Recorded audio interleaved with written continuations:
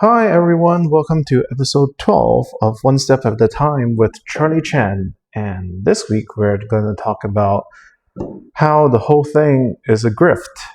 And in a way, I actually want to make this video for my mom because I guess she still earnestly believes that hard work pays off. And in a way, hard work does pay off.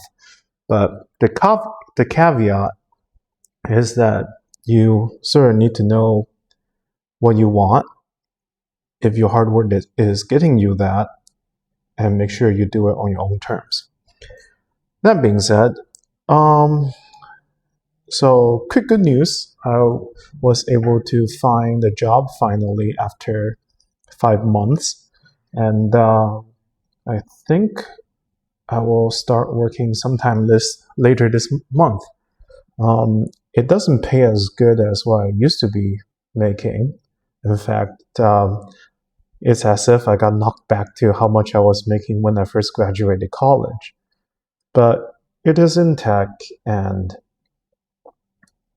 it's not even like just because the whole thing I suck at technology. It's just that the prospects just aren't so the prospects aren't good right now. So I guess I'll take what I can get while looking for better ones, if better one ever comes, right?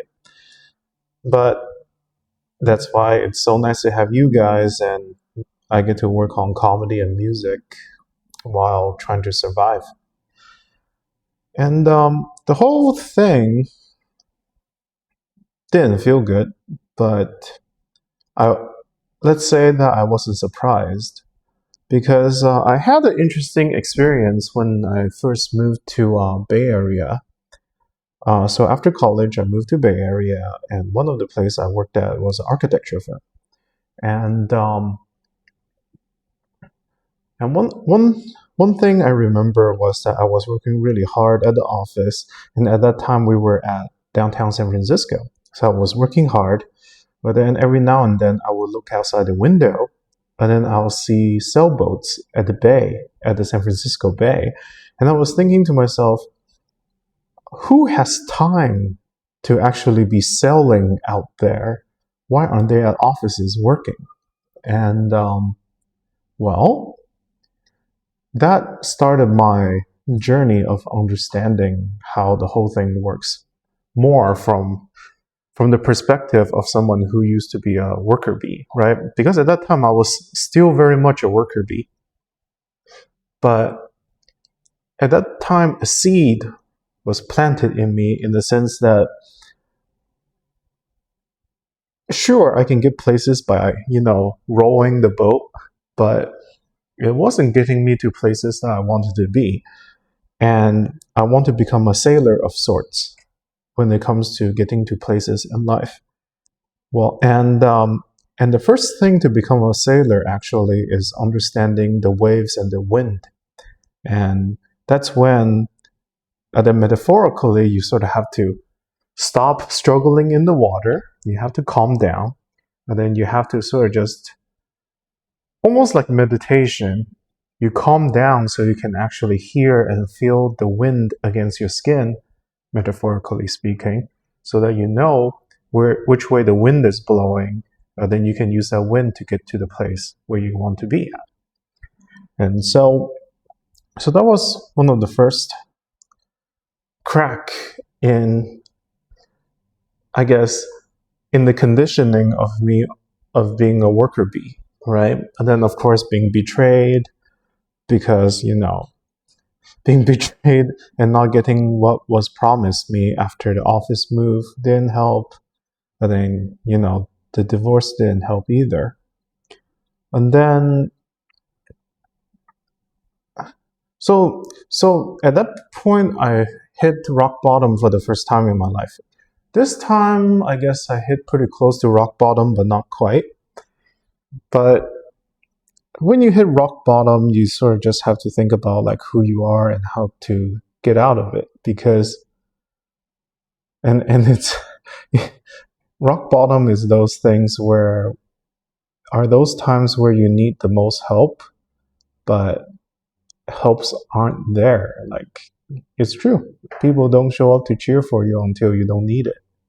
They only show up when you don't need it. And you can't really blame them for that, because it's like, well, if everyone is doing things for profit, and I hope people aren't doing everything for profit, but should everybody is doing things for profit? And it's weird, right? Because it's like, it's weird because if someone says they're doing things not for profit, in our world, it's almost like, if you're not doing it for profit, are you doing it for evil? Like how likely is it that when someone does things not for profit, they actually do it to actually make the world a better place, right? It's and that's the thing. The whole thing is a grift. I guess that's what I was trying to get to with this video. And yeah, and I guess I went ahead and took some notes so we can flow better. So yeah, the whole thing is a grift because, like, let's say how I lost my job in the first place. Okay, U.S. and Canada tariffs, right? Well, I mean, how much control do I have with U.S. and Canada tariffs, right? And then constructive firing happened, where requirements for work went up, which I became more stressed, and then I got into a car accident, and then a month later, my position no longer exists, right? I mean, even if I'm not at fault, I still need a place to live. The expenses still exist. Like, while we figure out what's going on, and even if there's any kind of like I don't know, reparation or any kind of repayment for all these pain and suffering I go through and these trouble, can I even survive until the day, like until the day where there's even a chance to seek justice, right? And so, I don't know. It's one of those things where I wish my mom knows more about, and something that my stepfather told me more, but these are the kind of things I have to learn on my own.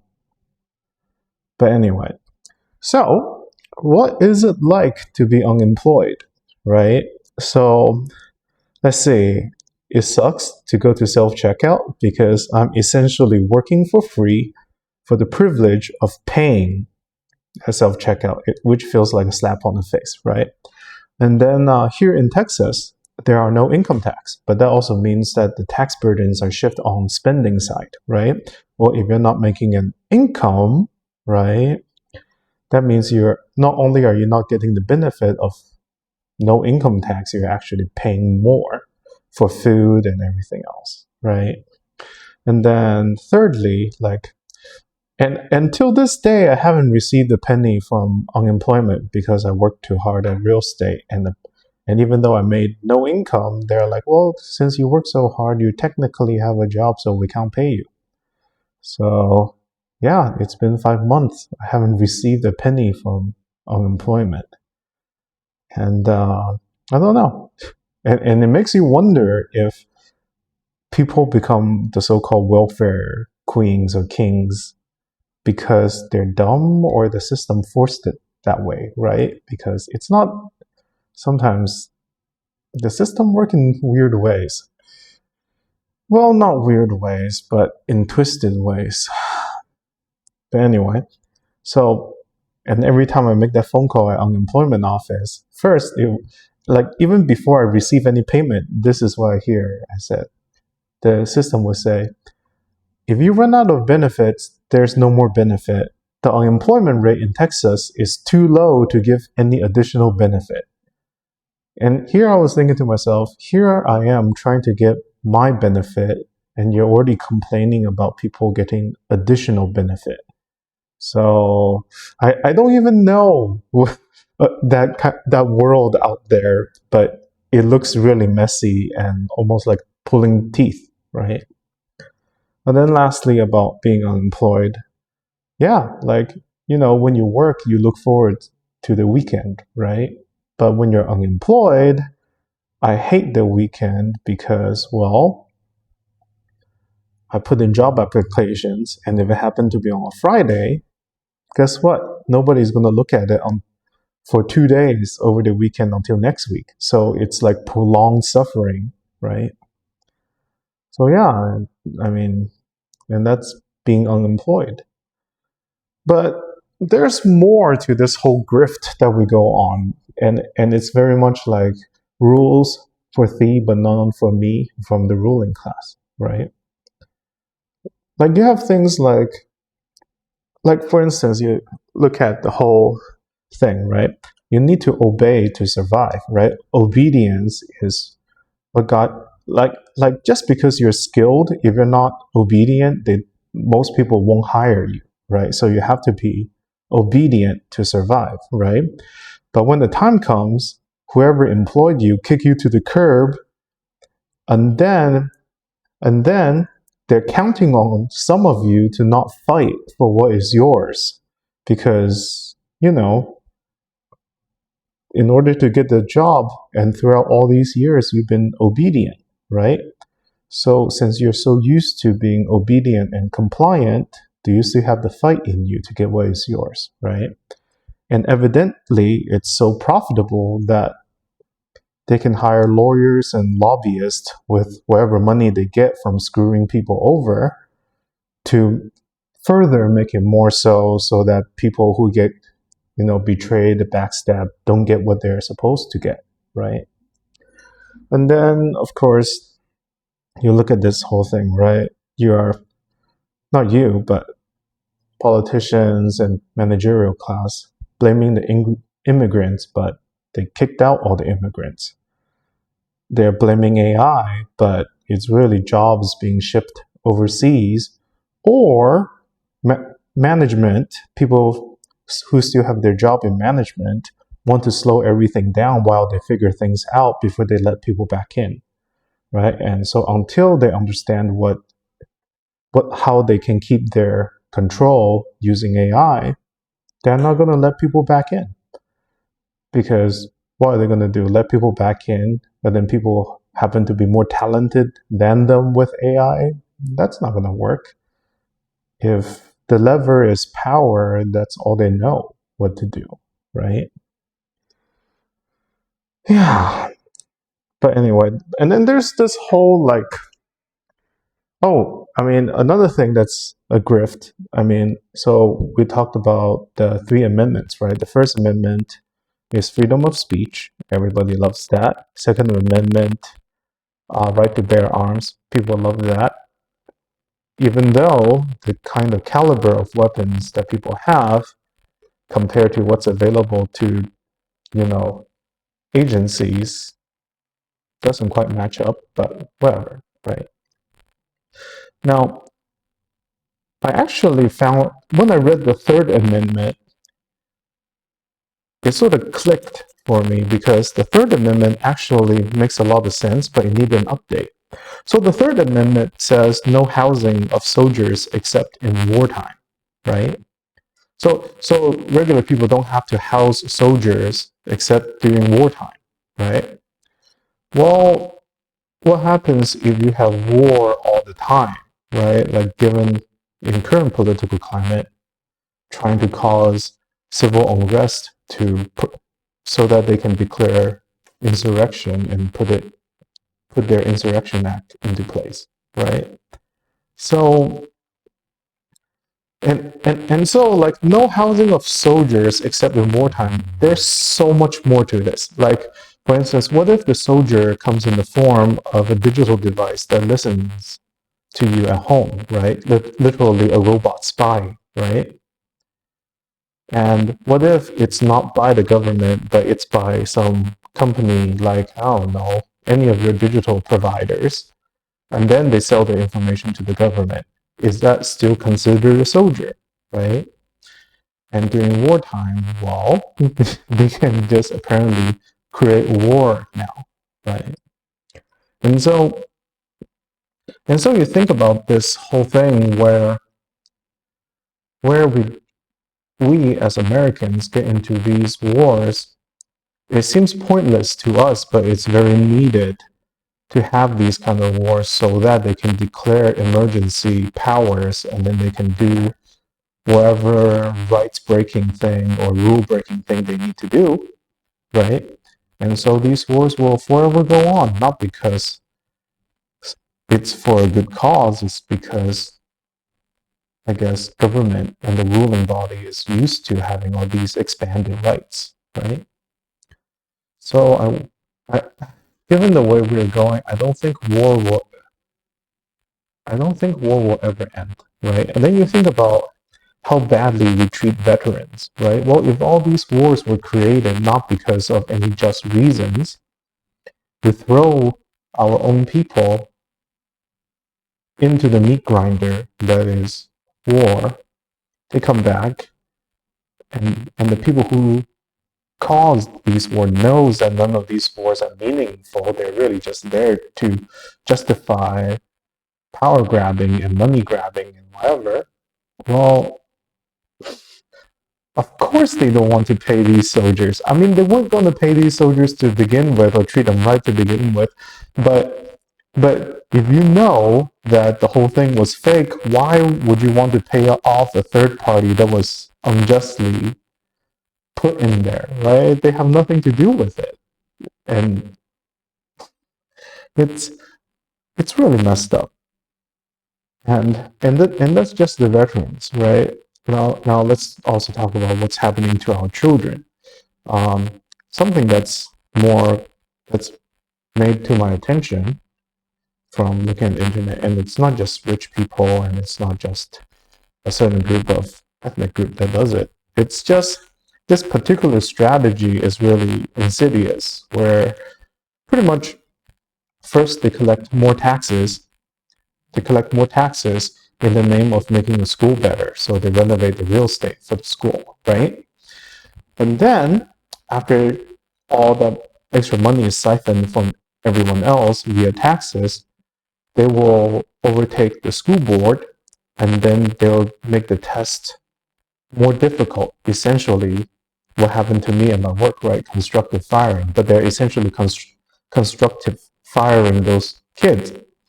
They make it so that it's very difficult for the kids to pass in those schools, right? And then kids fail, right?